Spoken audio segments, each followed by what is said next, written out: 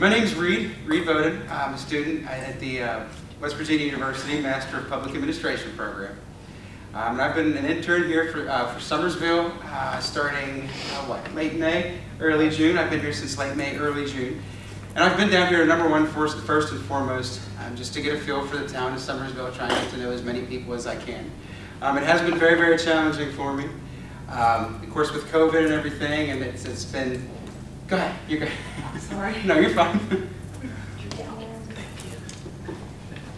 It has been very, very challenging with the COVID restrictions. Of course, we're restricted to what we can and can't do.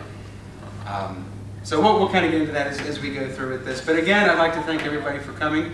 I know the mayor and the recorder sends their most sincere thank yous to everybody for coming.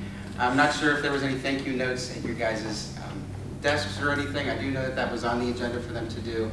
Whether or not they got around to it, I'm not sure.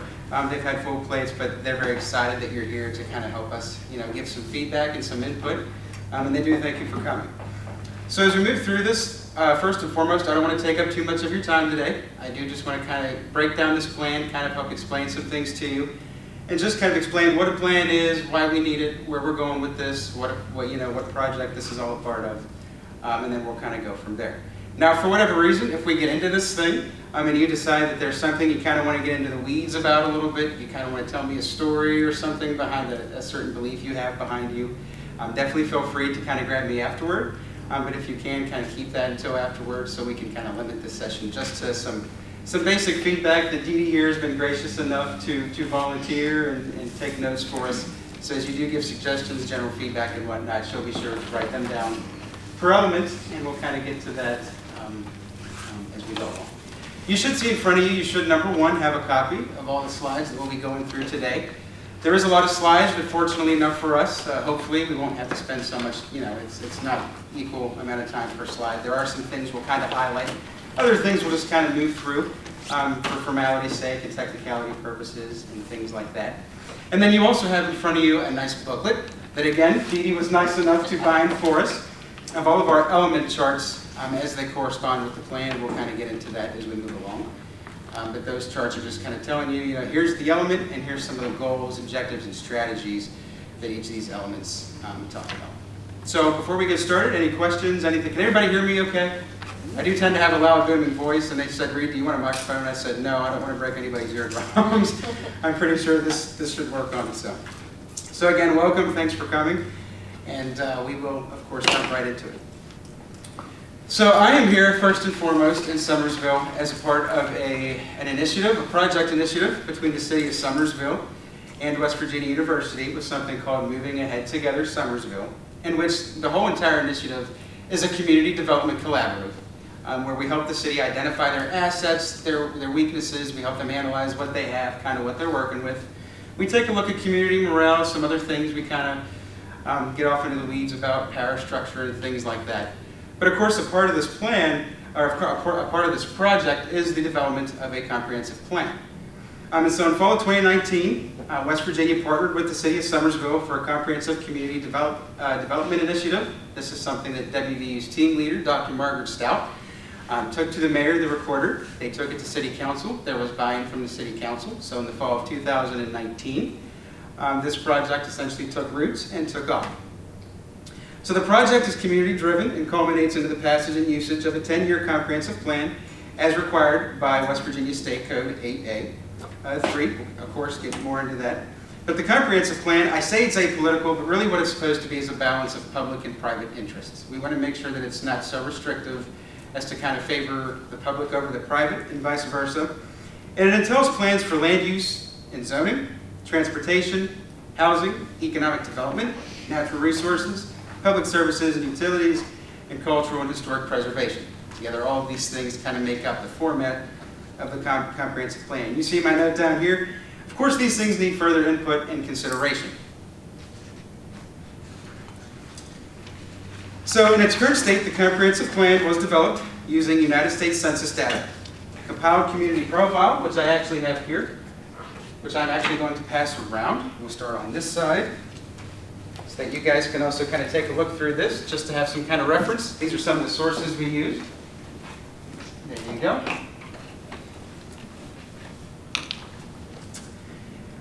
Students came down 2 or 3 times between the fall and the spring semester. We came down and hosted what we called windshield surveys, where essentially we rented cars and came down just to see Summersville on our own. We saw so many pictures, we looked at so many maps, but we really didn't get to know the layout of Summersville until we came down for these windshield surveys and we drove around and kind of talked to some key factors. We did host one-to-one interviews in the fall. Some of you may or may not have been called by me. It may have been kind of out of the blue. But these stakeholder interviews was just meant for us to kind of get even more of an insight into the community from people who do work and live here in Summersville. We developed a community stakeholder and power analysis report, which I gave to Ms. Alicia. Is that correct? And what that does is it kind of tells us about the power structure, the way things work in Summersville, where things kind of stand both formally and informally. We also got leadership input. We got input from, of course, the mayor, the recorder, tried to get some key actors from the Planning and Zoning Commission, but of course that kind of proved challenging. But really the big thing that's impacted this plan as it stands is, as it has for most things throughout the duration of this year, was COVID-19.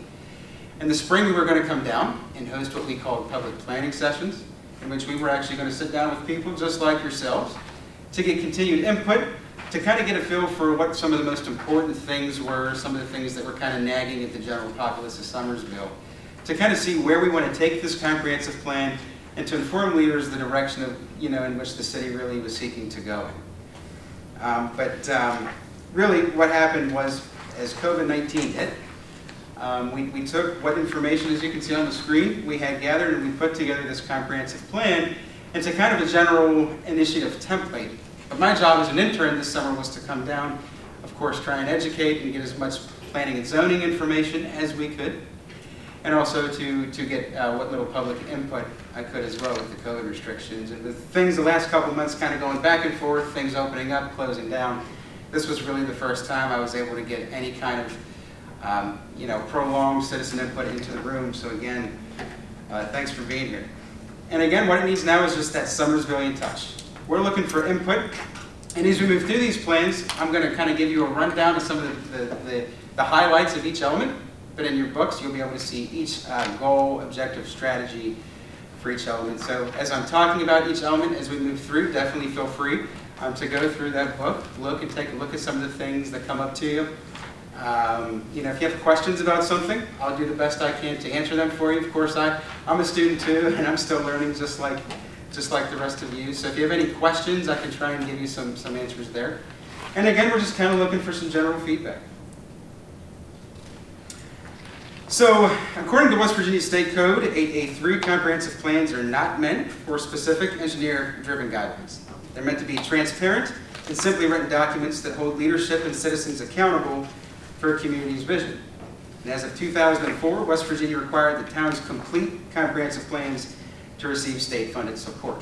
Now, whether or not most communities in the state actually tend to follow their comprehensive plans, it is something that's required by state law, and there are strings attached.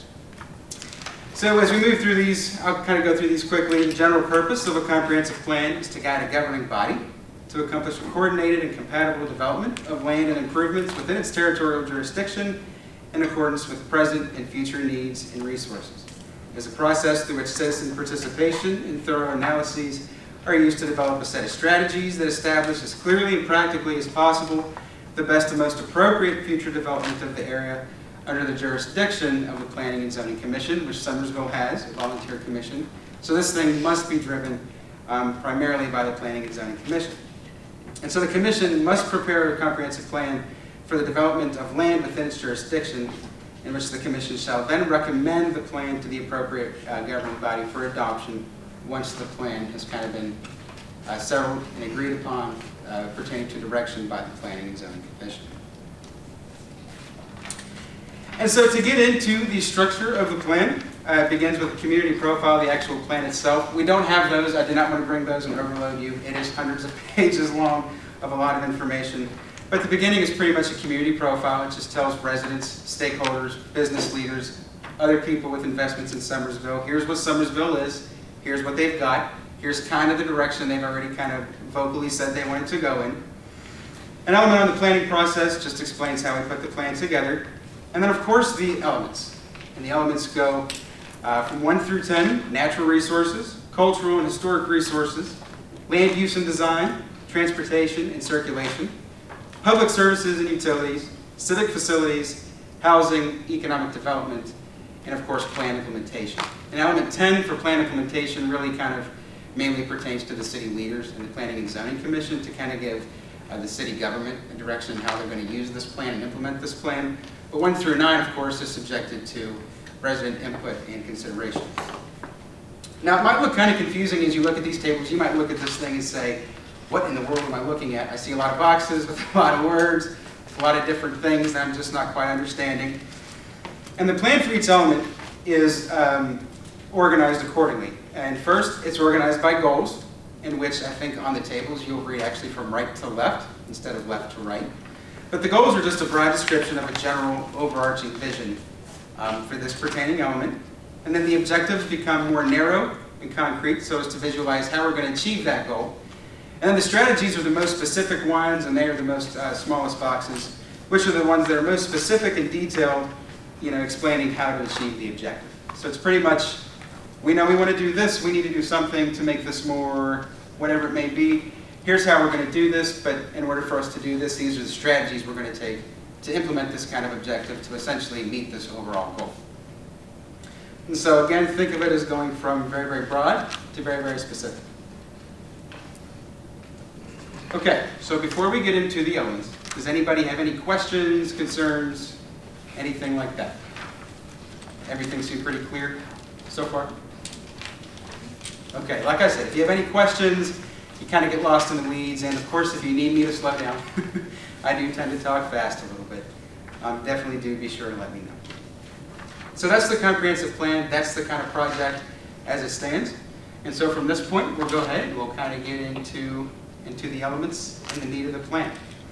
So element 1, natural resources, is comprised of 2 goals: promote the protection of natural resources to ensure their enjoyment for generations by Summersville residents, and 1.2, to ensure environmentally safe development. Now, natural resources tends to be one of the most scientifically driven of the kind of elements. It's not as politically driven, but it seeks to just identify the general environment, the landscape, and some of the hazards that may be present within Summersville. So as it stands right now, as it's kind of outlined and some things to consider, it's an element most likely to be zone restrictive.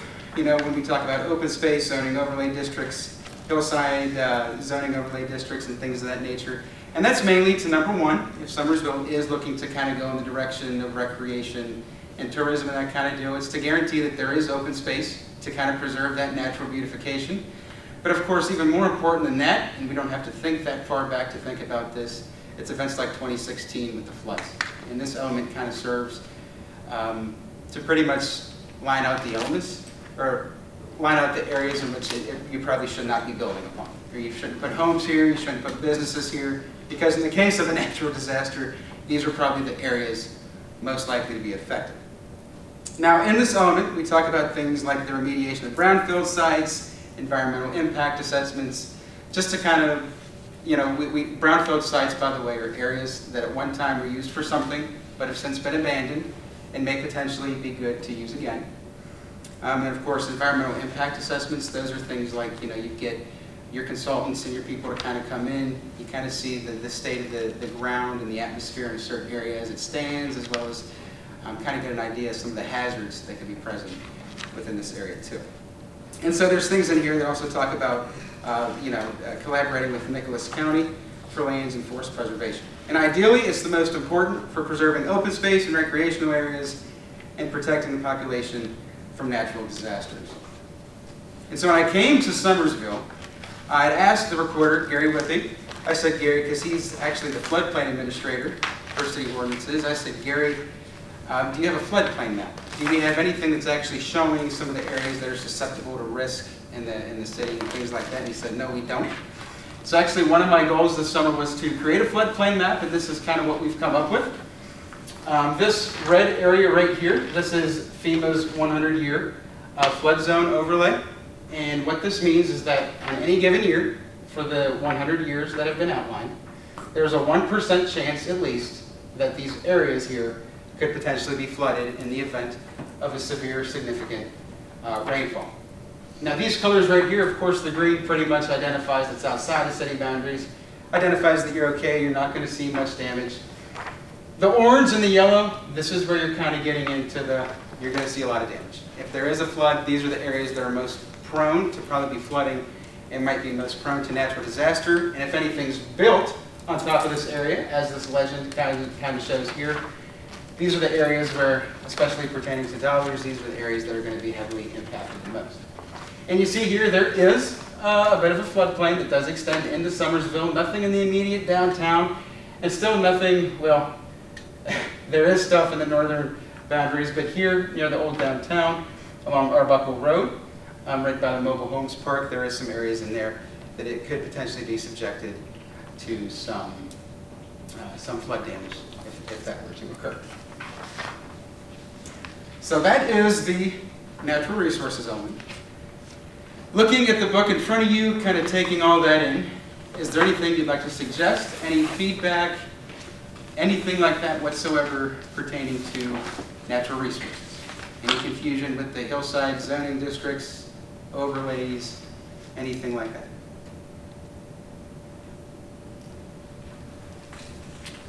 Nothing really? Okay. And if you do think of something, you do have the notepads in front of you, so definitely do be sure to write things down. And as we get to the end of this thing, we can always kind of go back and write some suggestions down and things of that nature as well. So that's element 1, natural resources. And so element 2, cultural and historic resources, is comprised of 2 goals, and that is to ensure the stewardship of historic, architectural, archaeological, and cultural resources. And it's essentially meant to foster the growth and development of the arts and culture in Summersville. Now this does tend to be really, really important for the tourism factor and the recreation factors in Summersville, if that is indeed an area the city wishes to go.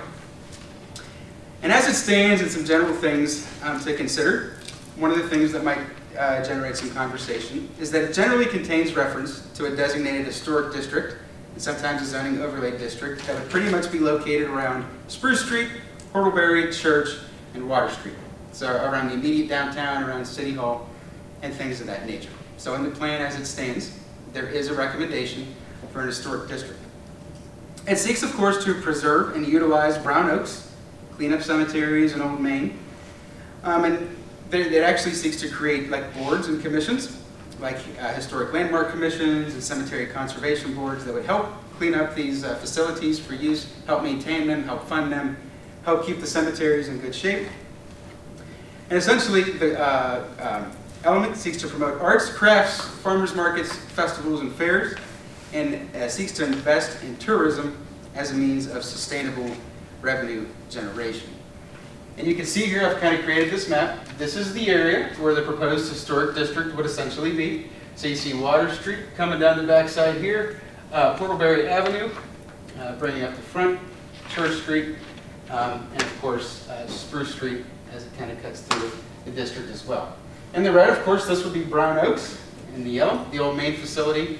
I'm not sure that you can see it on here. In the black, here would be like a Methodist cemetery that the cemeteries board would of course be in charge of cleaning up and helping. And up to the north, of course, there is another cemetery up there that of course would fall under the jurisdiction of that as well. But the big thing to consider for historic and cultural resources really is the creation of an historic district, which could help potentially help Summersville qualify for grants to invest in their historic district and to invest in promoting their culture and things of that nature. And there is also a reference in the plan to a zoning overlay district for the historic district too. In common for most historic districts, a zoning overlay district would pretty much be the same area, well, it would be the same area as the historic district, but it would seek to preserve and restrict what some buildings could and could not look like in the area as well. So as I was talking about element 2, cultural resources, maybe you had a chance to go through, kind of look at some of the goals, objectives, and strategies in there. Is there anything at this point that kind of sticks out to you, something like a suggestion, or something maybe question, anything like that?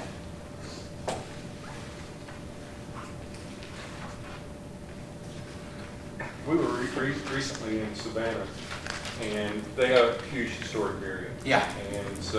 And then just talking with some of the folks there, it takes years to do anything in that city. It has to go through a lot of different committees and subcommittees and approvals.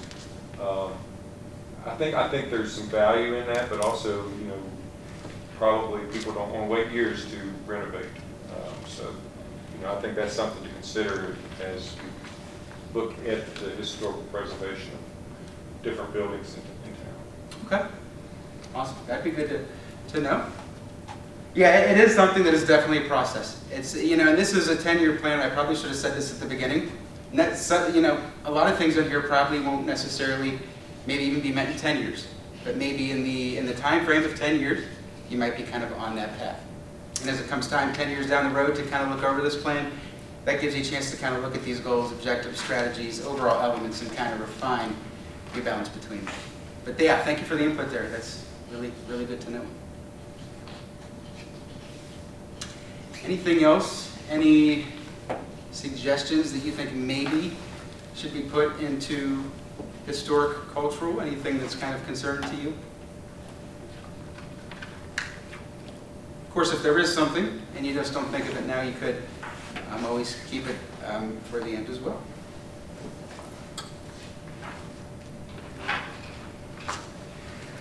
So element 3, land use and design, and this one sometimes can be the most politically charged. This is, you know, we're starting to get into the elements now that are less about the technical stuff, the safety stuff.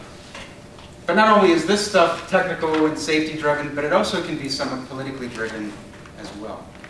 And so this is an element that is still an ongoing process. It's a work, it's a collaborative between WVU and Summersville, kind of looking at it as was submitted, trying to gain some feedback from the public, from the Planning and Zoning Commission, giving that feedback to WVU, and kind of continuing to go from there so as to kind of have a nice balanced land use and design element.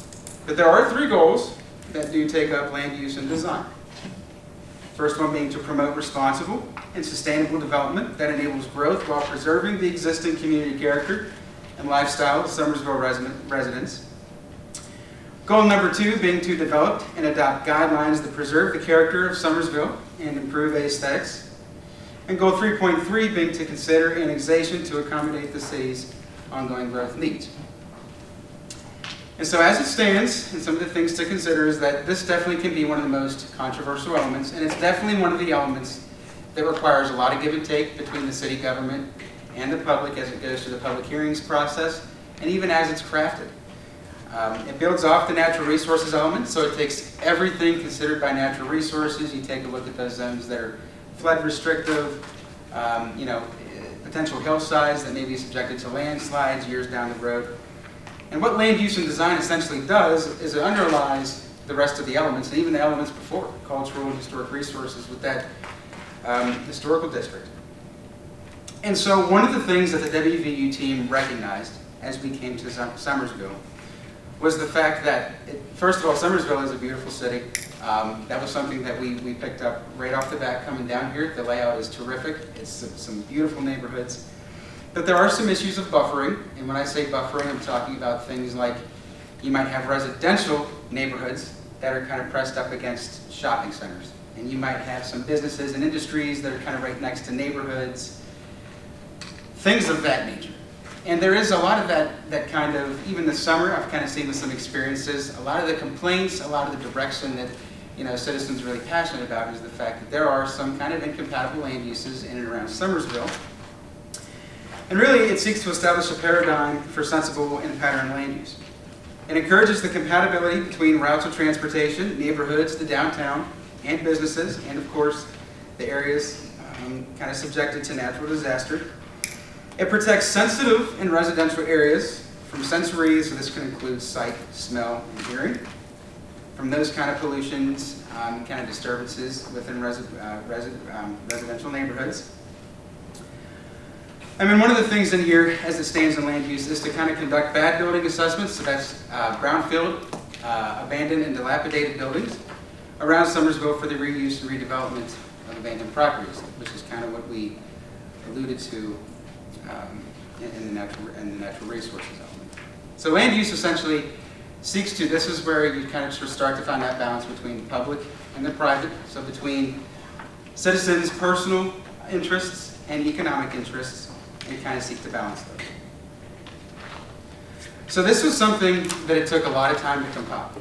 And with these districts, the way that this element was compiled was that we took a lot of the initiatives going on around the state right now, and with a lot of other communities in the United States, and we try and mesh those with what kind of works for Summersville right now.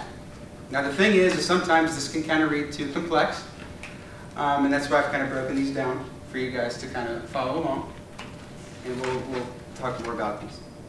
So when we talk about zoning districts, there's all kinds of districts in there that you might see.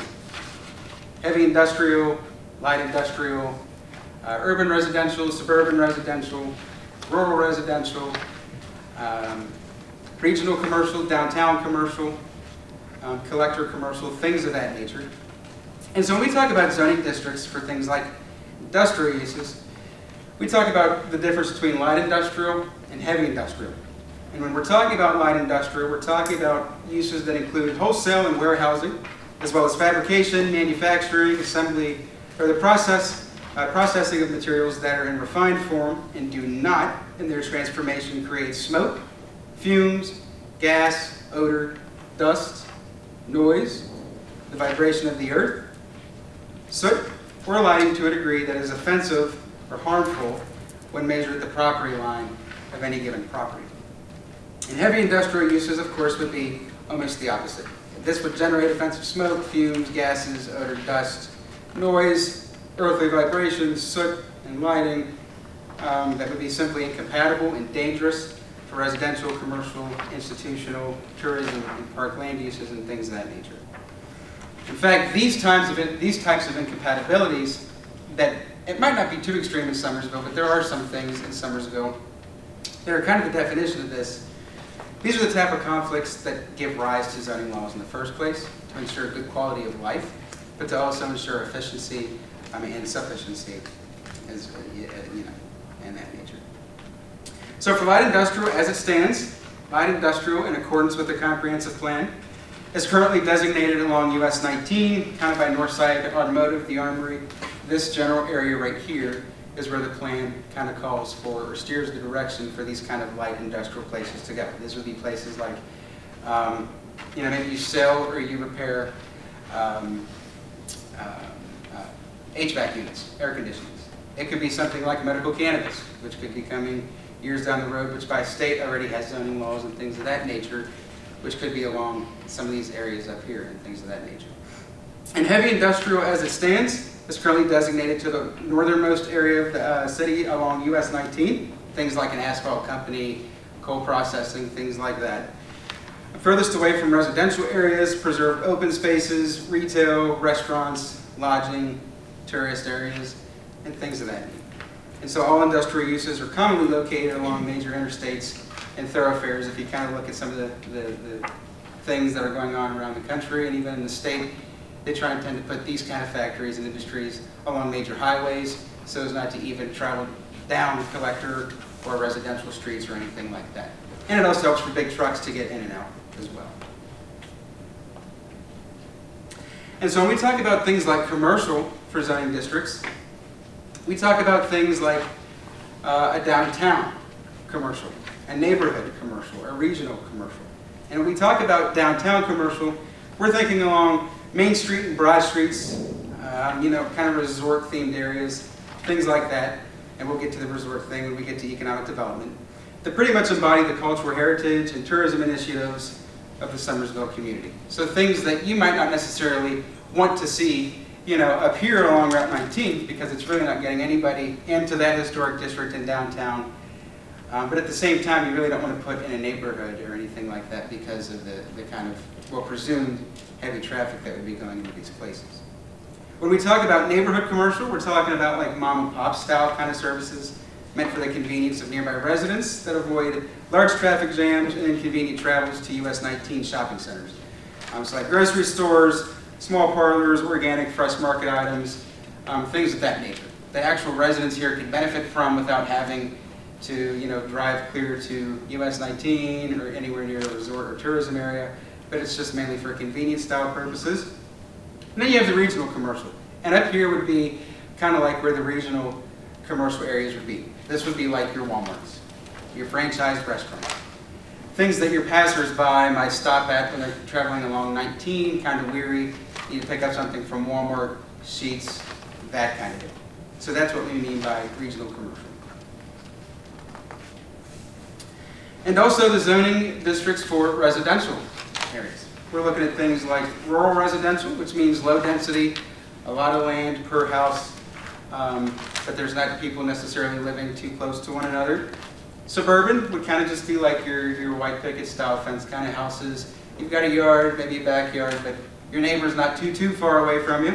And then you have your urban, which would be things like apartments, townhouses, row houses, condominiums, things of that nature, and could essentially be something like senior living communities or senior living apartments.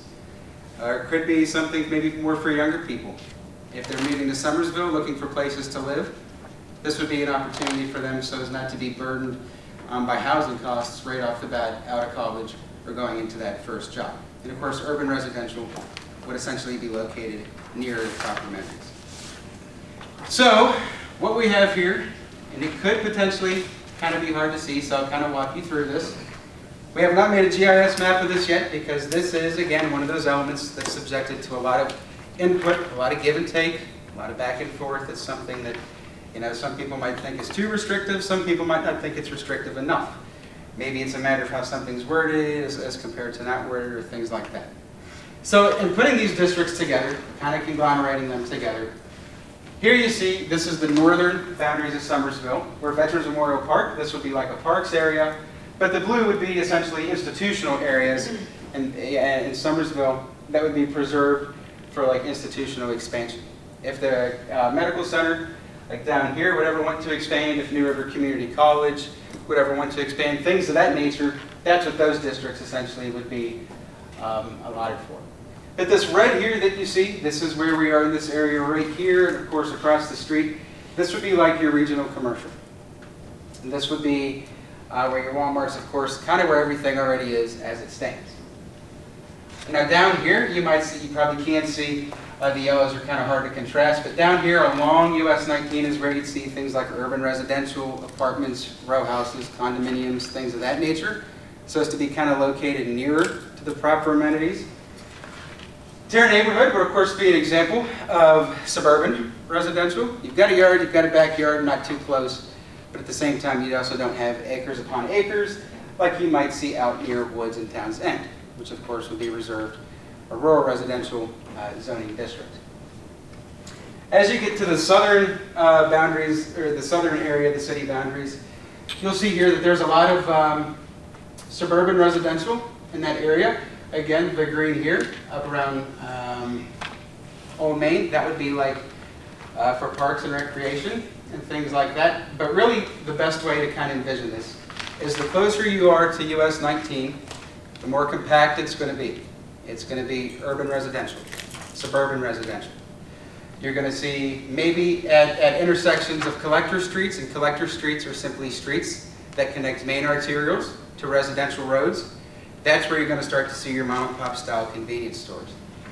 And then as you go out, you kind of move further, that's where it starts to get into rural residential, Woods and Towns End, that kind of thing, just so as to kind of visualize it a little bit. These areas in green, this would essentially be where some areas for some proposed parks. One of the things that WVU noticed, of course, with some input from city leaders, is that there's not a ton of opportunity for parks near the Old Town downtown district, which we'll talk a little bit more about here coming up. But those would be some potential areas where there could be use for some parks. So, I know it can be hard to see, I know it's not the prettiest thing, I know it's not GIS. But I want to ask, does this kind of make sense to everybody as to how that was presented? Is there anything that's a little difficult to wrap your head around? And essentially, these zoning districts, it's not really picking up anything and relocating it.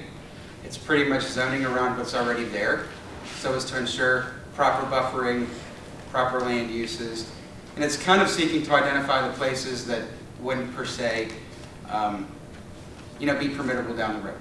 Like you might have a light industrial in your neighborhood, things like that. So as to in the near future, you can talk about, you know, putting that heavy industrial along this area up here towards the northern boundaries of Summersville. Now this dotted black line that you may or may not be able to see here, this would be like an annexation area. And this would be a considered annexation area for uses like heavy industrial. Because considering that Summersville Lake, if this is the southern boundaries, considering that Summersville Lake is kind of off to the side a little bit, you definitely don't want something like heavy industrial, you know, risking the chance to pollute those waters or disturb the peace of residents, tourists, things of that nature. There are some areas of annexation under land use and design that are considered for annexation. One of them, of course, being the Stonegate neighborhood. That is something that the WVU team, with what input they had, kind of came to the conclusion that that might be a potential for annexation one day, considering some of the buffering issues they're also seeing out there right now. There's some heavy machinery. Of course, it's all allowed by city zoning right now, but there are some heavy machinery, things like that, that could potentially harm or disturb residents' quality of life, that kind of deal, and that kind of thing. So taking everything that I just kind of ran through there and looking through the elements that you have in front of you, is there any feedback, any suggestions, any general feelings that you may have for land use and design as it stands?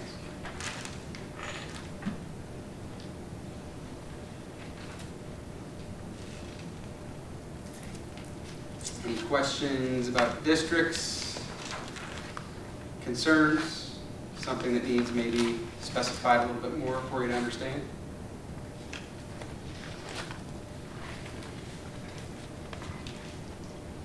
And if there's something that really kind of is on your mind that you just kind of can't get out as a suggestion or anything like that, again, do feel free to find me afterwards, talk about it, that kind of deal. Just kind of look through that. So as of right now, the land use design looks good. Or not necessarily looks good, but it makes sense. Okay. So moving on, for element 4, we're looking at transportation and circulation, in which there is one goal, 4.1, which seeks to develop and maintain a comprehensive circulation system that is safe, efficient, and convenient for multiple modes of transportation. And so as it stands, and some things to consider here, you'll see that there's a lot of reference to things in there like arterial streets. US Route 19 would be a prime example of an arterial. It's kind of like if you're a heart surgeon and you cut the aorta, the main valve to the heart. That's like the main artery, arterial kind of street. Collector streets simply connect residential roads to arterial roads, and sometimes in Summersville it's kind of hard to decipher what's a residential road, what's a collector road. But essentially collector roads at some point touch the arterial and also touch the residential streets for easy travel. And of course there are the residential streets. Streets meant for just neighborhoods, things of that nature that are just, 25 miles per hour and below. So as it stands, some things in this element to consider is that it advocates for better signage along Route 19 for advertising downtown Summersville. And so it seeks to help try and get some of these travelers and passersby, especially if tourism is something, and history and culture is something that Summersville wants to invest in. It seeks to get travelers kind of off Route 19 and into the downtown to kind of explore some of the local businesses and things of that nature there. And now with the signage, it does call for sometimes some creative wayfinding signings that you might see that kind of look like a mural a little bit. You might see these in some communities where there's medium or big size signs that kind of use specialized fonts and things like that that's easy for people to read, but might kind of catch people's eyes, things of that nature. But the one thing in this element for transportation and circulation that the WVU team recognized would be a great idea, and something that the city government is also interested in, is that it proposes the opportunity for allowing golf carts, these are called low-speed vehicles, LSVs, if you see them referred to as such, on residential roads as a means of transportation and morale building.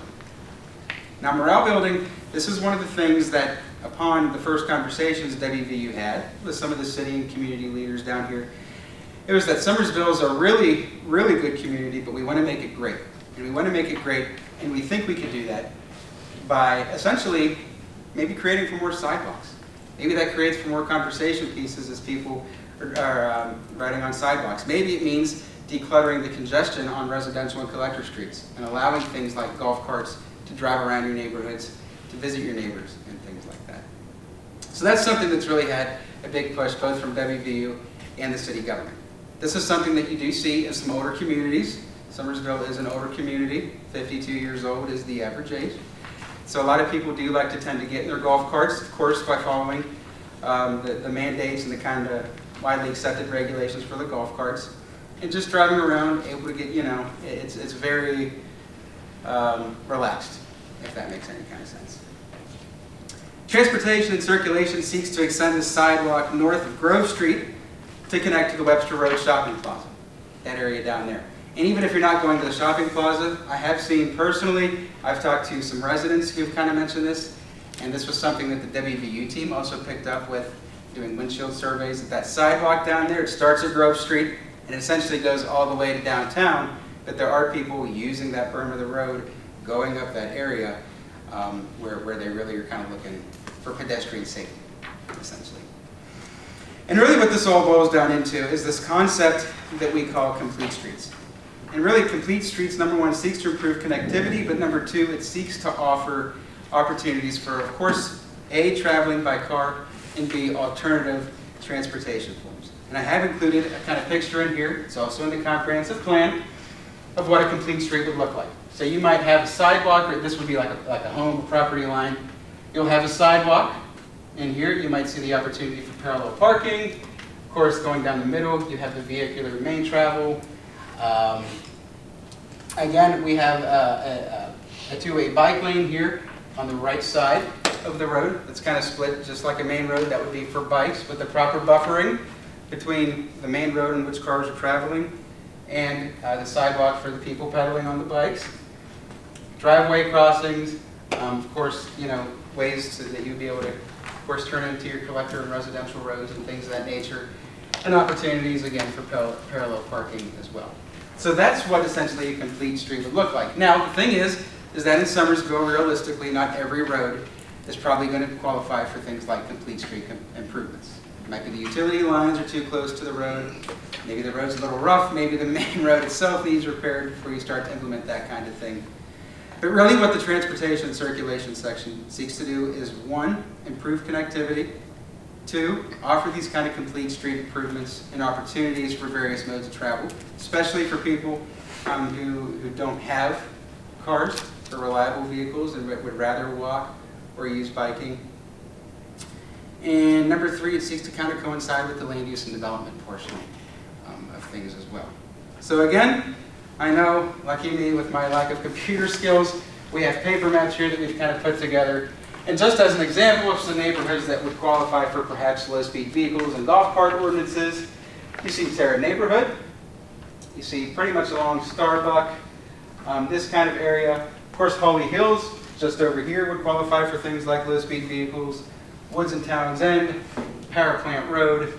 Those are the kind of neighborhoods that we're really looking at for the low-speed vehicles and golf carts. Now, you would not be able to take your golf cart, of course, onto a collector or a main road or in any of the regional main shopping centers, things of that nature, simply for safety purposes. But that's essentially what's embodied by the transportation and circulation element.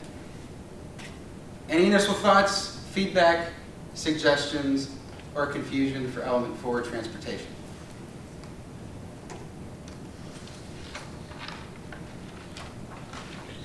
I agree with you a whole lot on compared to a vein being your side streets and so forth, and your arteries, of course, is your main.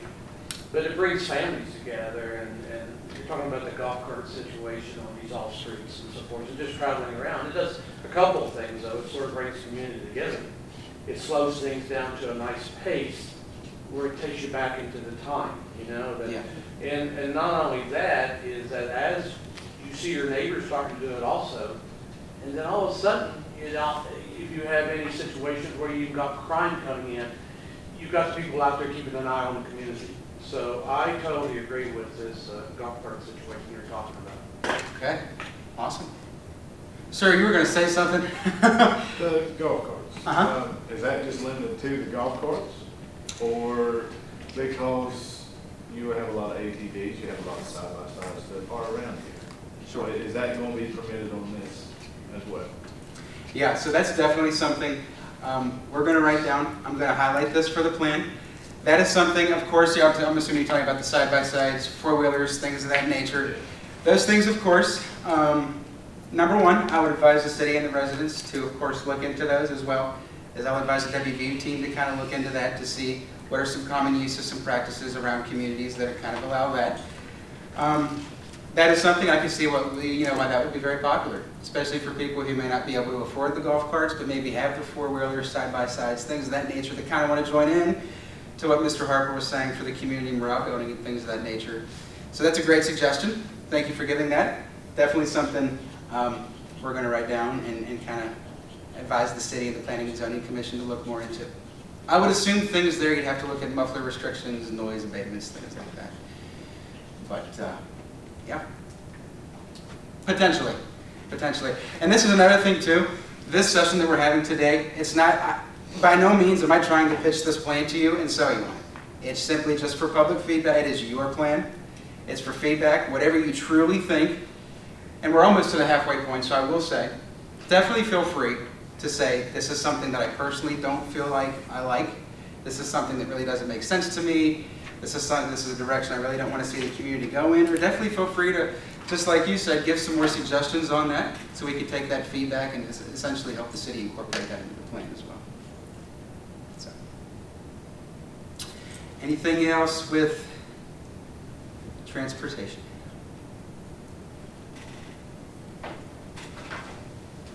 Okay. Halfway through, getting into public services and utilities, again, comprised of one goal. It provides for the safety and welfare of all residents through the provision of adequate public services and utility infrastructure. Some of the things this calls for are things that Summersville is already kind of ahead of the game on, or they're on their ball, they're right on the ball, they're already doing this, or they're on the verge of doing this. Things to consider like state-of-the-art police and fire protection, state-of-the-art wastewater treatment and sewage. Seeking to expand broadband as much as possible. One of the things I discovered when I first got to Summersville that was unique to Summersville was that the city government actually had their own TV station. But the TV station, at least from a television perspective, is not really accessible to a lot of people because it's only provided by Chantel.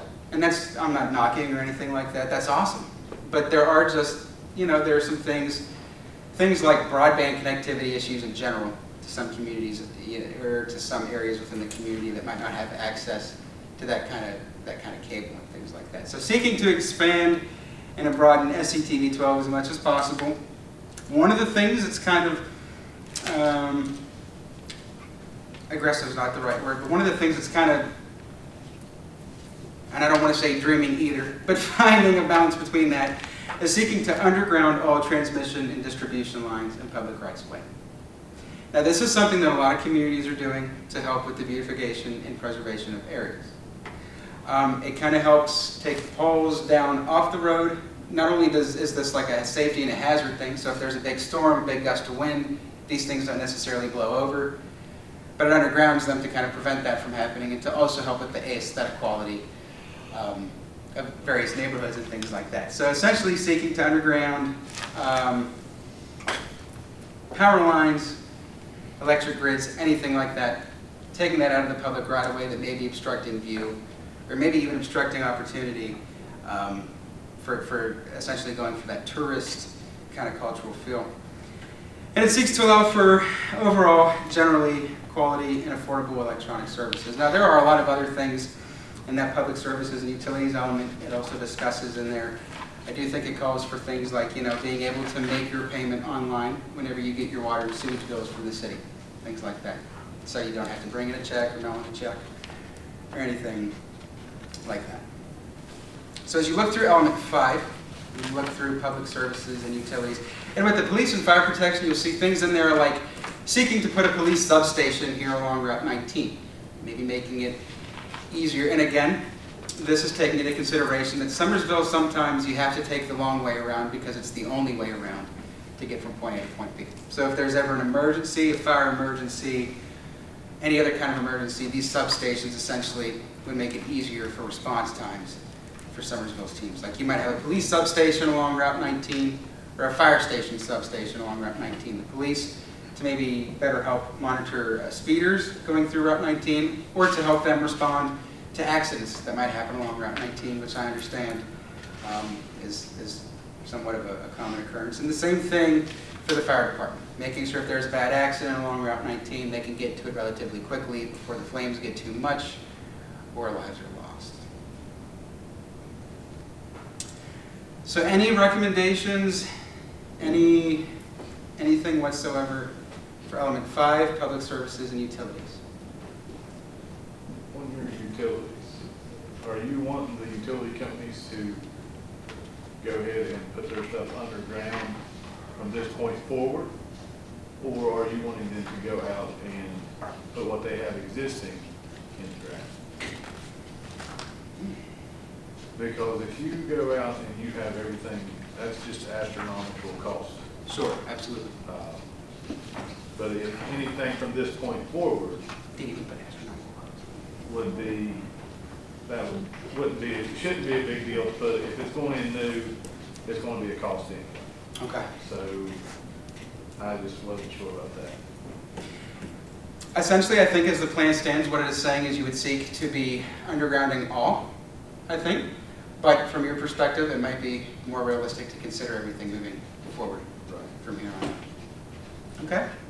Definitely something we'll jot down there and take into consideration, take back to P&Z. If Summersville ever updates their sidewalk system, Mm-hmm. you know, that was looked into 2 or 3 years ago. And of course, you know, one of the hindrances, of course, the telephone poles going down through there. So if it ever gets to the chance where they're actually going to upgrade, where we have an adequate sidewalk system that could actually be used for transportation from the city all the way out to, you know, the mall, whatever. But eventually, if they do decide to do that, there'll have to be a massive change in all their power poles down through there. So that might be a chance at that time that there could be something done where it could go underground. At least take it by sections and at least do it over a period of time to where you beautify Summersville and actually get the use of those sidewalks and get to downtown where people could use it, you know, efficiently, you know. Awesome. Awesome. Thank you for the feedback. That's awesome. When you're discussing your historical section and the grants, would that be something you would be able to utilize a grant for? Ooh, that's a terrific question, and that's one I'm not going to lie is a little over my head, but that might be something that maybe in the plan, that's what maybe you start to outline in there, that, you know, consider, you know, what grants you may be able to qualify for things like that, or even considering grants for helping to underground some of these transmission lines. Things like, is that kind of what you're talking about there? Okay, awesome. Good feedback for this one. About 3 years ago, I think they were talking about grants being issued over a period of time, applying for those grants, and to order what would be more important. So I don't know where they followed up with that, but that's what they were looking at. Grants would actually help to take care of these projects. Okay. All right. Anything else from element 5, public services and utilities, that kind of sticks out to you, doesn't make sense? And there should be something in here over the fact that, of course, I would be remiss if I didn't mention Summersville's hydroelectric plant. That plant in and of itself is an incredibly environmentally sustainable plant. And there are such things in a lot of communities where people will even, you know, cities can generate tourist revenue off of things like, you know, people coming to see a hydroelectric plant that is environmentally sustainable. Just because it's something new to them, it's something that, you know, number one, it brings them to Summersville, gets you to eat at your restaurants, but number two, it's an investment into like future environmental processes as well. So speaking of the hydroelectric plant, anything that kind of comes to mind there? Am I mistaken, but I don't think any of the electricity from that plant is utilized by Summersville. It's all shipped towards Virginia. Am I mistaken there, or? Ooh, that's a good question. Former recorder Harper, would you? Well, actually, it is sold, like you said, but the revenue coming off of that is unbelievable. It comes back into the city, so the city actually can see anywhere between $400,000 to $800,000 off of it. I understand that, the mayor has been working some time to try and get the water level up during He has. the winter time. And if he ever gets that, success on that, then you'll see a substantial increase. And that's a benefit to Summersville in itself. So, there's things down the road, but even though we may not actually see the electricity come to us, well, that revenue definitely looks good, Gotcha. Okay.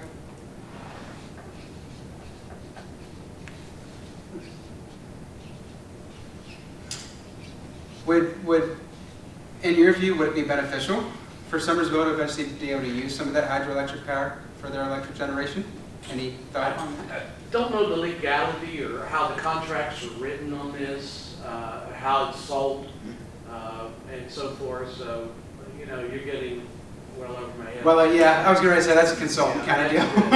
But again, here, the answer that you would get would come directly if you talk to the mayor. I'm sure he'd be Mayor. able to,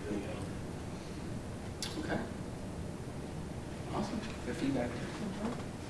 All right, moving on. Element 6. Civic facilities. And so seeking to develop and maintain adequate facilities for government and civic activities. As it stands, some things to consider, as you might see through the elements there, or through the table rather, is the establishing of intergovernmental partnerships to create shared use facilities to foster better intergovernmental collaboration. Now, why would you want to foster better intergovernmental collaboration? Number one, when you have to go through that legal chain and you have to go through your superior, county, state, and federal agencies, it makes that kind of collaboration easier simply for the mere fact that these people would be working in close proximity to each other. So you're worrying less about, are they going to see my email as compared to rather it's a walk down the hall. And the same thing, it's a cost saver, and it's also access to more funds, essentially, for those kinds of things. Creating a library board to ensure the appropriate services for all residents, and continuing partnerships with the New River community, the Old Main Foundation, Brown Oaks, and the Nicholas County Senior Center for Community Education and Programming. So those are the things we're kind of looking at that stick out from the table for civic facilities. Now we're talking about civic facilities. These could be anything from like a CVB center to a pavilion for public use, anything that pertains to a library, anything that kind of falls under that domain. You have a library board. You actually have 2 members of the library board with you today. So. Oh, that is terrific. Awesome. Okay. Can we put that on there? Yeah. Cool. So seeking to maintain that kind of library board. So let me ask you if it's okay to kind of pick a little bit. Here's the other one. Awesome. Sounds good. So what are some of the things, especially from maybe a library's perspective, or maybe even just overall civic facilities, that you might kind of think would be useful in Summersville? There's something to plan for, or collaboratives, or anything like that, anything physical, infrastructural, anything down the line? Well, Mayor, I think I'll speak for both of us. But prior to COVID-19, we were in the process of working towards building a pretty elaborate children's area into the library. But due to COVID-19, we weren't able to continue that. But we have offered a variety of curbside services. I just spoke with the librarian today. She's gonna even try to do a curbside pickup for teachers when they go to school if they need resources from the library. The library has computers. We have had, beekeeping classes there. There are a lot of community engagement organizations. We've had artists come in and teach kids how to do things. They have community things such as Lego building contests, things like that for the children of the community. Awesome. So we do have a 10-year plan for the library and what we plan to do to continue the building of the library. But the main thing of libraries now is that we are out in the community versus just coming into the library to look at books. So that's only, probably a quarter of what the library actually does is people come in to look for things, look for books, check out books. Okay. Awesome. And you said you were actually in the midst of building like a children's area for the library? Okay. Awesome. And actually, if you wouldn't mind, could you send that 10-year plan the city's way so we could also have that on file as well? That would probably help for better collaborative efforts. That's terrific. We usually meet Mondays at 9 a.m. We've been doing Zoom if anybody wants to attend. Zoom in, that's all, Yeah, okay. last Monday of the month. I'll say something good that I think the library has done this summer, even with COVID restrictions, is that they have done the walk through the parks with Yes. the books, and I have seen several children involved in that. And Thank it's you been for, really good. for remembering that. I appreciate that with you. Yeah, I've had several people come to me and talk to me about that, saying that they really like it. Just even with the restrictions of everything going on right now, the kids are able to do that. The director that we have for the library, she has a unique background, and so she does a lot of community engagements, and she looks at a variety of different things in order to figure out what the community needs. So I think she's been a very integral part of branching out the library. Absolutely. We also offer passport services and other things like certifications and is it welder or electrician? It's kind of information that someone would have to purchase hundreds of dollars to purchase a guide to be able to study for it. She's got a little area there, so locals can come in and work, whoever can come in and check those materials out as opposed to buying a $600 practice book to be able to be certified and become, a working citizen in our area. So that's Okay. all collaborative as well. Awesome. Okay. And with the library, the broadband services pretty, Yes, the broadband services through the library are through the West Virginia Library Association. awesome. Okay. Lots of good stuff for the library. I'm really glad we got library feedback, because in West Virginia, there's a big conversation around the role of libraries in communities right now. And so we actually must have missed, the WVU team must have missed that we had a library board, or maybe we just didn't look in the right places. So this is really good information, and that's great feedback for this plan. Anything else pertaining to civic facilities? Any thoughts about police, fire, pavilions? I will say that we do have in Summersville, observing it over the years, it has a really good police department and a very good, and it's very much backed and financed also is the fire department. And they've coordinated pretty much with the county-wide, so you've got a lot of protection right here, especially up and down around 19 city limits. The only thing I'd like to see is, of course, we've got, I think, 60 or 70 police officers. And a good job being done, well financed by the city. Training's good and so forth, so I really got to compliment them on that. The interaction with the police department, with the citizens more, going out, you see someone in the garden, stop and talk to them, get interaction where actually the police department is becoming part of the community. And if you see a lot more of that, you'll get a lot more, because we are a small town, and instead of just seeing out there catching speeders, let's make it more personal. Okay. So, on our police department. Awesome. Okay. One more thing I'd like to add. I don't know if community foundations fall under civic facilities. I'm really sure. It touches so many different things. I'm the executive director for the Nicholas County Community Foundation. I think I spoke with you at some point. You definitely did. Okay. Yes. So the foundation offers a lot of funding through grants to nonprofit organizations in the areas that touches upon the civic facilities as well as economic development in other areas. We have dealt with the fire departments, with the libraries, with the schools, food pantries, and all of that. So our funding and our scholarships as well. That may fall under that section. Yeah, definitely. I would say there's some things that would fall under that. Okay. So like maintain partnership with the Nicholas Community Action Foundation. to help Nicholas fund. County Community Foundation. Gotcha. Okay. Community Gotcha. action's a different. Oh my goodness. My apologies. No, that's Gotcha. okay. We get confused all the time. So. Okay. Anything else on civic facilities? Okay. If anything else comes up, definitely be sure to grab me after we're all done. Moving on to element 7, parks and recreation. Some of the, it's got one goal: create and maintain parks and recreation facilities that serve the needs of all community members. And some of the things to kind of consider, things to, as it stands, is the establishing of a Parks and Recreation Commission or volunteer board, of course, to complement the commission. Now, whether or not it's paid or not, or volunteer or whatever, of course, kind of still up in the air. But one of the is that it's something that the WVU team has kind of looked at, but it's also something the city is kind of looking at too, is the creation of a centralized park away from US Route 19. So you've got Veterans Memorial Park, which of course is good for tourists, residents, everybody alike.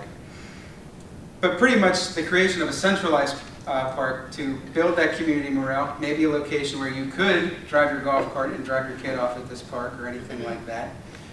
To where it just helps kind of bring the youth in the community, not even the youth, just everybody in the community together, and to kind of find that outdoor kind of recreation point. And then, the obvious things to consider, like, healthy lifestyles, community morale, social interaction, and onward and on forth.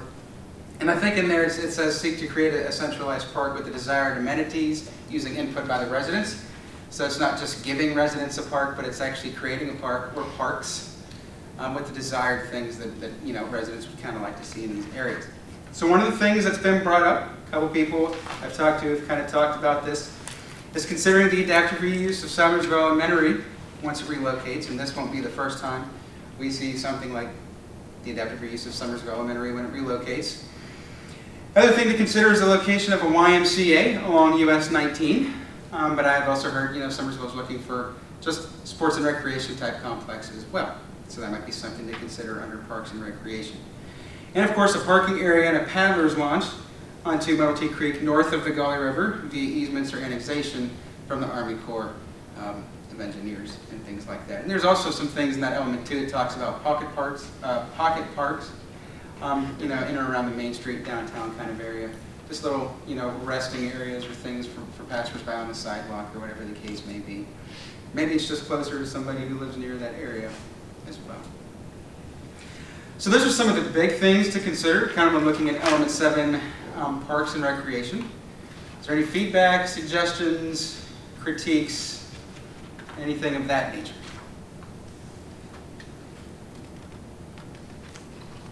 Any with a centralized park where you might want to see a location or where you might want to see a sports and recreation complex? Anything like that?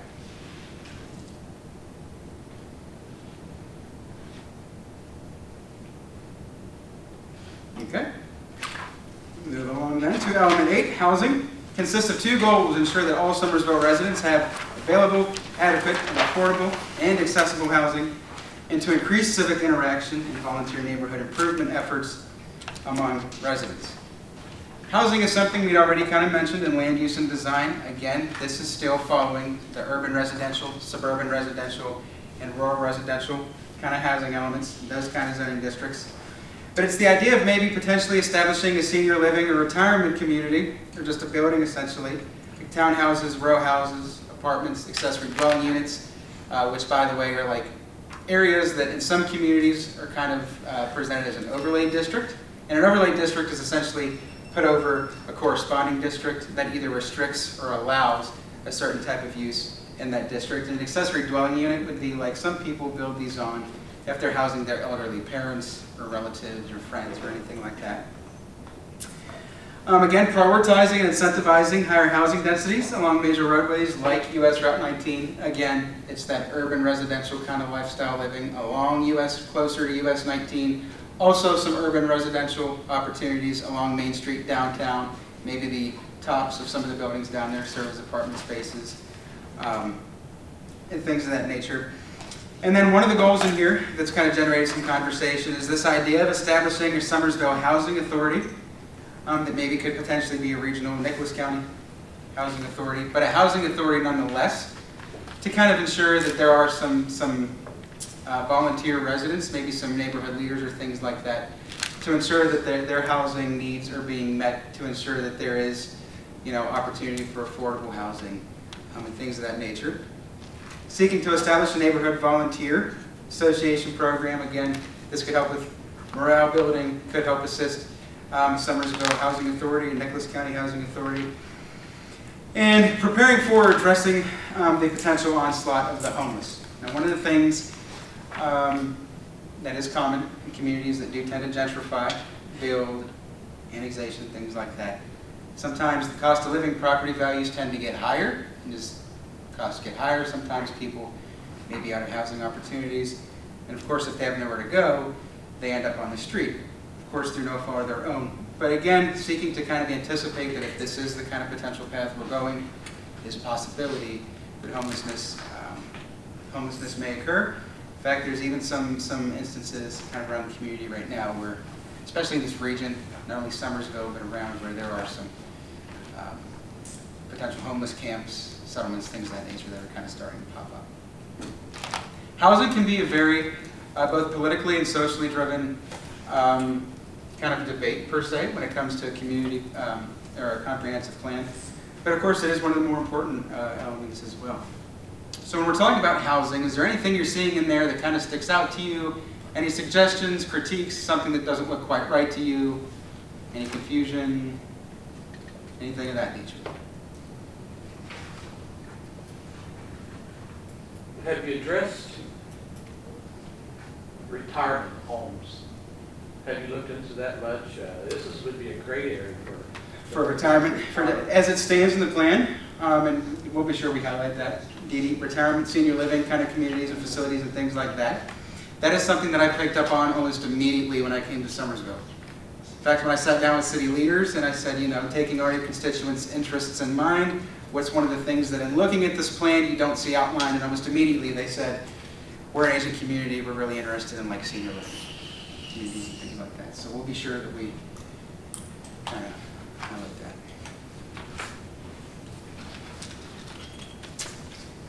Anything else relative to housing?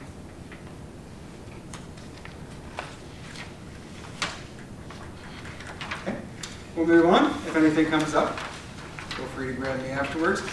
Economic development, again, everybody likes business. We like business to come in. We like them to come in the right way. And again, it can be one of those politically driven kind of issues in a comprehensive plan. It's comprised of two goals: to achieve an economically diverse and stable economy that increases the standard of living for all, and it seeks to create a high quality of life by meeting the day-to-day goods and service needs of all households and firms. So one of the things to consider, some of the things to consider as it stands under this element, it seeks to establish an economic development commission to support city staff and leaders, to again maintain collaboratives for providing the proper trainings, opportunities, and educational initiatives to help small local businesses in the energy sector expand operations at the WVU Summersville Medical Center, create a Main Street program to revitalize and improve the downtown while recruiting local businesses, again, initiating a bad buildings assessment for places with economic potential, and maybe even the potential for the creation of a Summersville Lake area resort kind of district, maybe more near the Summersville Lake side of city boundaries, near the southern half of the boundaries, in that kind of area. So looking through this, any kind of thoughts, and again, it could be pertaining to or have nothing to do with anything that's in there, for some things you might want to see so far as economic development is concerned. Anything that you see as restricting, anything of that nature. I'd say the Army Corps of Engineers has been in the past pretty restrictive of any growth around the lake area. And until we can really work with them, get them to understand that that would be a catalyst for the economic development of our future here, I don't know how any of that growth would occur. But I hope that it would. I think probably a lot of the people in this area would like for that to occur. Gotcha.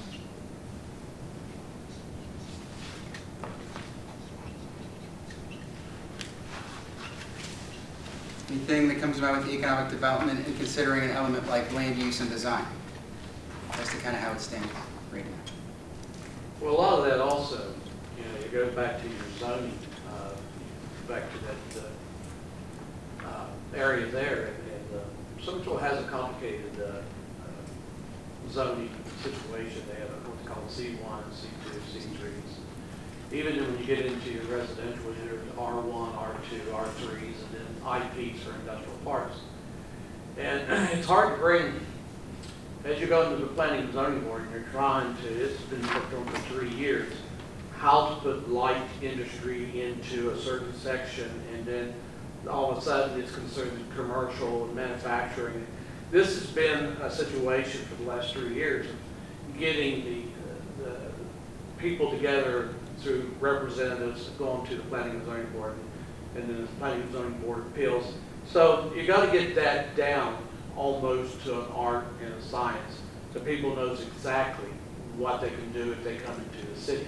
If they want to locate in a certain area, you're going to have to look at the minute parts of restrictions that may eliminate a person coming in. A person might want to put a cabinet factory in and do nothing except maybe work with wood and build factories for maybe putting cabinets.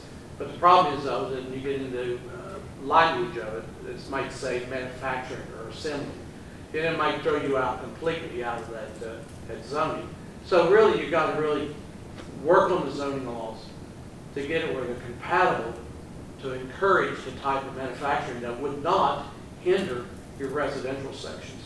The problem in Summersville is that when you look at your color codes on your map, you've got, it's like putting ink here, ink here, and ink here, and all of a sudden it all comes together. You've got residential right beside a C1 or a C2, and then all of a sudden you've got problems. So it's a complicated system in the city of Summersville. And once that's worked out, and then they can actually advertise that we do want businesses in, I think that would encourage, but I don't know at this point where it's actually at in the different zoning rules. But once it's straightened up and they got it where they can encourage businesses to come in, I think that's really important. Okay, so considering something, actually considering the entirety of what Mr. Harper just said, I would like to talk a little bit about zones, zoning districts. Those are big buzzwords. Those, of course, entail regulations, restriction, things of that nature. Is there any kind of consensus or any kind of thoughts, suggestions, feedback, and maybe just the zoning districts we've kind of seen, districts we're talking about, things like that, as, pertinent to economic development, any kind of feedback or thoughts on the zoning districts as they stand here? Summersville is kind of current zoning now, like Mr. Harper's talking about, C1 through C3, R1 through R3, things of that nature. And that's a loaded question. That's something that it may take some time to really think about. We can get back on a later date.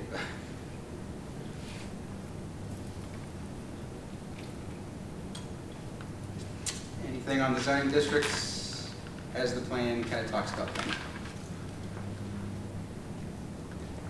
And if there's any ideas or any feedback on those, of course, the city's always open to suggestions on this plan. And again, and this comprehensive plan, it's just brand new to the city.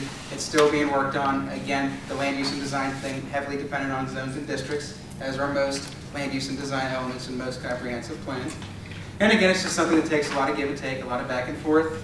Nothing is set in stone yet. In fact, probably should have clarified this at the beginning. I'll clarify it now. This is not a public hearing by any means. It's essentially almost like a public forum, kind of focus group kind of deal. So if there's any feedback as they go through the public hearings phase or as they start to near that phase on what you feel for anything like zoning or districts, definitely do be sure to be active with the P&Z, planning and zoning, in talking about that.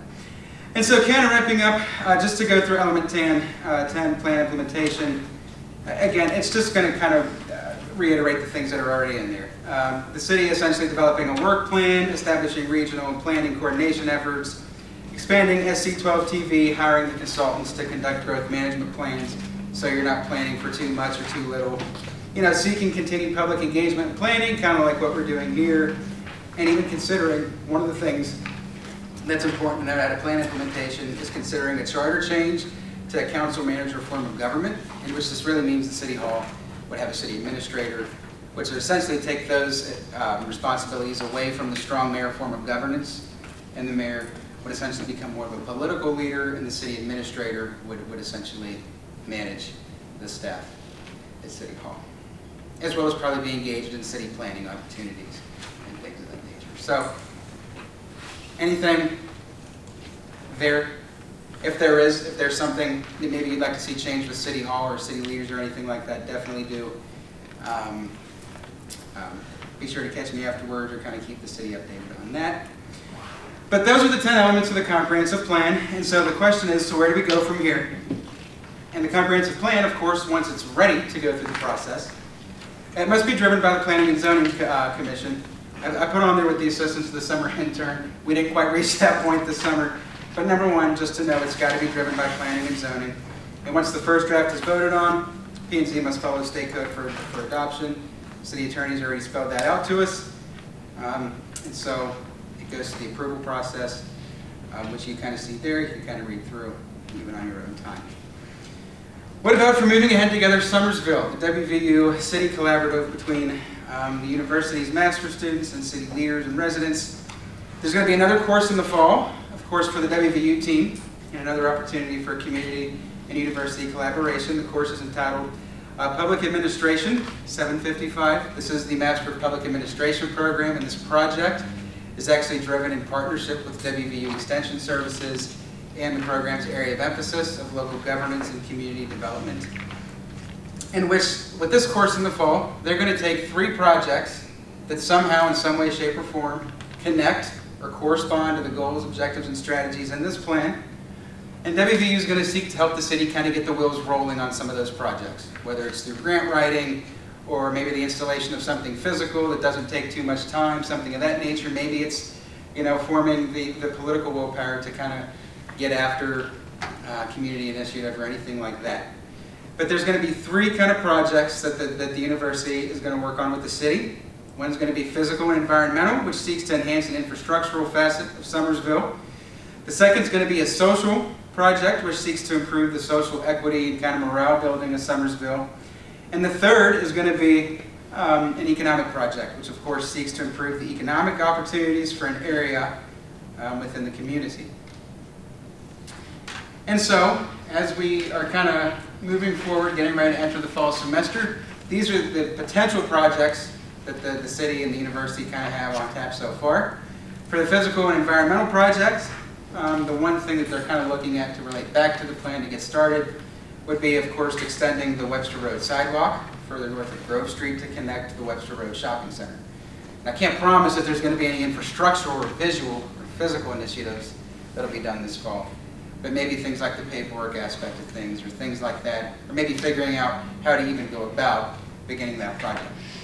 For the social project, we're talking about maybe the development of a Summersville housing authority. Again, maybe getting the state or getting the city in line with state guidelines, kind of helping them through what it looks like to develop a housing authority. Where Summersville, as it stands, of course, lacks a housing authority, and homeowners here actually depend on the Beckley Housing Authority for all their housing issues. So this is something that has definitely been talked about by both the city and the WVU team. And of course, for the economic project, possibly redeveloping the site of the Groves building on Court Street along Main Street, Summersville.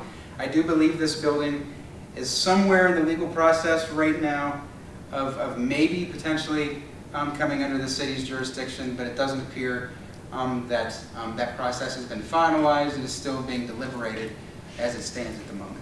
So these are the potential projects that the city and WVU kind of have in mind to focus on for the moment. But before I cut you loose, let you go, as you kind of look through the plan, I know there's a lot of goals, objectives, and strategies in there, a lot of elements. Are there any projects, or maybe even it doesn't have anything to do with the plan, but it's just a project you'd like to see maybe even potentially started in Summersville that you think WVU could potentially help them on as it corresponds to physical, environmental, social, economic, anything like that? Any projects that you feel the city and WVU should kind of work towards collaborating together on?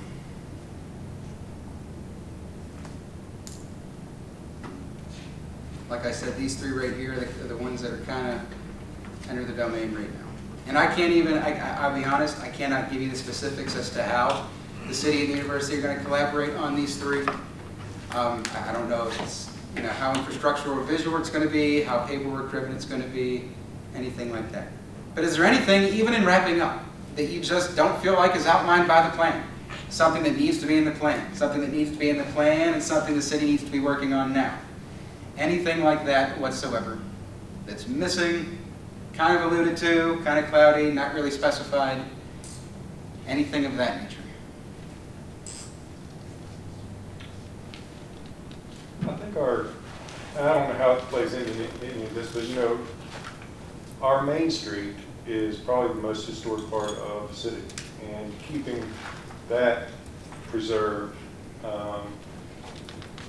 I think would go a long ways. If it's just that one area, if you could make developments in keeping that history alive, filling those voids, those vacant lots now with the park areas that you're talking about, maybe just more of a, you know, we have the business part out here on 19, and then you have the downtown area that it's Old Town. You know, I don't know how to say that really, but there's all those buildings are old, and it's really neat going to a small town where they have taken and kept a street alive through just, I don't even know how to say it really, but just renovated to such a way to preserve that. I don't know if that's even possible, but I think that's. And it's funny enough, you're talking about things like a Main Street program kind of deal, kind of focus on Main Street. There is an objective under cultural and historic resources that speaks to developing a kind of Main Street on-track 4-point program that seeks to not only economically revitalize Main Street, kind of like what you're talking about, preserving that character, that culture that a lot of tourists really kind of buy into. So that's awesome. Thank you. That kind of feedback. To add a little more to Kevin, that area, I've always just visualized something like a children's museum. I don't know if you've really touched on music and arts, but that is something that our kids, I think, they have a lot of exposure to in this area. And something like that in that type of area, in a historical setting, to pull that all together, I think that would be a great thing to focus on as well. Okay, so like a music and culture park or even a children's museum or something along those Yeah. lines? Okay.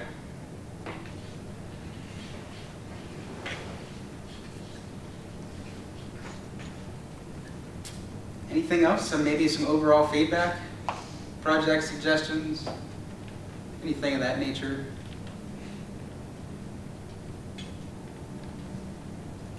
And like I said, today, once we all leave here, it's not your suggestions, your feedback, your input, your engagement. It's not limited to today's session. If anything, today's session is just meant to kind of help spark that comprehensive plan process, kind of get that fire going under it. So eventually, with the right input, with the right feedback, this thing can start being driven through planning and zoning and on through the public hearings process. Hopefully it's enacted soon as the comprehensive plan. I know the mayor and the recorder are very, very adamant. And they like a lot of the things about this plan. And so this will definitely be the plan right here that drives Summersville. We're supposed to drive Summersville for the next 10 years. So definitely is important to keep giving those feedback, suggestions, and input. The original comprehensive plan that was done here, about 6 years ago, or whatever, we tried to put a lot of that in motion, not as the recorder, and also there was quite a few things that we did apply. You know, we went into housing that had been, dilapidated. We went in and worked on some of those to clean them up, and then offered a amount of money to help repaint and so forth, and looked at some of the city's sidewalks and a lot of stuff that we try to instigate. And it's a slow process. So what you're putting in now is good suggestions. I mean, it's Exactly. suggestions. And once it becomes in writing where it can be followed up with, you'll see the city will try to oblige by it, but it is a time-consuming, it's an expensive project. But you got to have some sort of a leadership, some sort of a guideline to at least get started with it. And actually, I like what you did. It's a good program. It's a good project that you set out. So you got to follow somewhere. So again, here the original, there's a lot of information went out there that we put out there too. That every time a new planning and zoning board member would come on, we'd give them the whole thing and say, "Here, study this because we're going to try to do this." But it's hard to do. But it's got to have some guidelines. So that's pretty good following up with it. It's like a supplemental on top of the original that you're trying to put in motion. So Absolutely. Good observation. Good Absolutely, and I think the former recorder makes a good point, is that it's always a living and breathing document. It's never set in stone, it's always subjected. You're able to amend, add some things in there. If things aren't working, maybe you go back in there and you try and tweak some things, especially when it comes to things like, I don't know, maybe something with housing isn't quite lining up, or maybe the zoning districts prove too, they prove either too lenient or too restrictive one way or the other. So it's definitely something that's good to be engaged with the Planning and Zoning Commission and even the City Council on. Moving forward from here, and it serves as a good guiding document for elected leaders down the road to kind of help visualize that overall vision that Summersville residents have. Also would like to say thank you to everybody who's helped me along the way down here this summer. Thank you big time, especially to you all. And way to go, even for taking the time out of your day to come down and take a look at this. It is your plan in your city and your future. So, I look forward to, maybe years down the road, I'll drive through here and I'll say, oh, something's stuck there. And definitely keep engaged. And the mayor and the recorder, again, extend their most sincerest thank yous and wishes, and they hope to be hearing your feedback soon. Thank you, everybody.